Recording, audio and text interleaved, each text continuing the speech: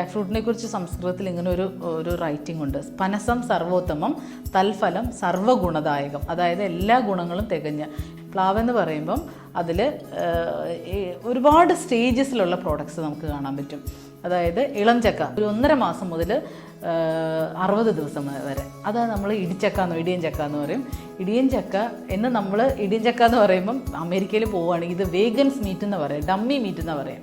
ബംഗാളികൾ ഇതിനെ ഗാജ് പാത്ത എന്ന് പറയാം, മരത്തിലുണ്ടാകുന്ന ഇറച്ചി എന്ന് പറയാം. അതുകൊണ്ടാണ് ഈ നോർത്ത് ഇന്ത്യയിലൊക്കെ ഈ ഒത്തിരി കയറ്റി അയച്ച് പോകുന്നത്. അതുകൊണ്ടാണ് 2 മാസം മുതൽ 3 മാസം എന്ന് പറഞ്ഞാൽ ബെസ്റ്റ് വെജിറ്റബിളാണ്. കുത്തിരിഞ്ഞ് നമ്മൾ ക്യാബേജോ കോളിഫ്ലവറോ ഒക്കെ തോരൻ വയ്ക്കുന്നതിനേക്കാൾ വളരെ രുചികരമായിട്ടുള്ള ഡിഷസ് ഉണ്ടാക്കാൻ പറ്റും. അത് മാത്രമല്ല, നമുക്ക് മീറ്റിന് ഓൾട്ടർനേറ്റ് ചെയ്തുകൊണ്ട് നമ്മളിപ്പോൾ ഉപയോഗിക്കുന്ന ബേക്കറി സാധനങ്ങളുണ്ട്, കട്ട്ലറ്റ്, അതുപോലെ സമോസ, പഫ്സ്, അതിൻ്റെയൊക്കെ ഫില്ലിങ്ങിന് വേണ്ടിയിട്ട് ഇവൺ പിസ്സ പോലും ചെയ്യാൻ പറ്റും.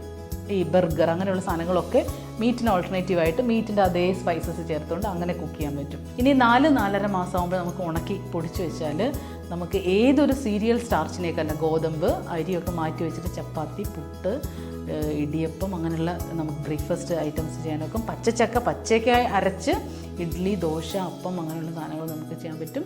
പായസം ഉണ്ടാക്കാൻ പറ്റും, അടപ്പായസം പോലെ. പിന്നെ ബിരിയാണി ഉണ്ടാക്കണം, അങ്ങനെ എല്ലാം. ബിരിയാണി ചക്ക ചെയ്തതായിട്ട് കട്ട് ചെയ്ത് ചക്ക ബിരിയാണി ആയിട്ട് ഉണ്ടാക്കുന്നുണ്ട്, ചക്ക ദോശയായിട്ട് ഉണ്ടാക്കുന്നുണ്ട്. അങ്ങനെ ചക്ക 65 എന്ന് പറയുന്ന പ്രോഡക്റ്റ്, അതായത് നമ്മൾ ചിക്കൻ 65 കഴിക്കുന്ന അതേ ഫീലിൽ നമുക്ക് കഴിക്കാൻ പറ്റുന്ന പ്രോഡക്റ്റായിട്ട് നമുക്ക് ഉണ്ടാക്കാൻ പറ്റും. പഴുത്ത് കഴിയുമ്പം ചക്ക വരിക്ക കുറച്ച് ഫേം ആവും, കൂടെ കുറച്ച് സോഫ്റ്റ് ആയിരിക്കും.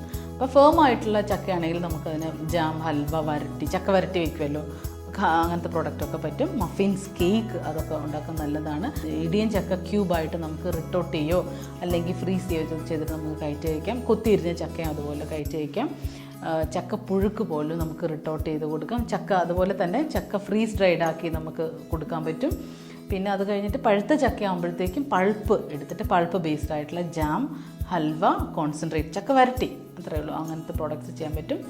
ചക്കപ്പഴം അങ്ങനെ തന്നെ, ബൾബ്സ് അങ്ങനെ തന്നെ സിറപ്പിൽ സ്റ്റോർ ചെയ്യുന്നതാണ് പ്രിസർവ്. അത് ഡ്രൈ ചെയ്ത ക്യാൻഡിയായി. ഈ 2 പ്രോഡക്ട്സിന് വളരെ നല്ല എക്സ്പോർട്ട് പൊട്ടൻഷ്യലുണ്ട്.